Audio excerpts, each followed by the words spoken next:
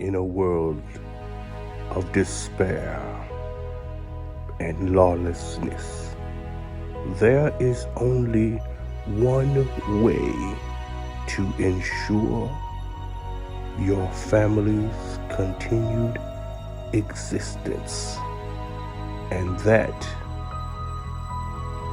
way is to own an AR-15.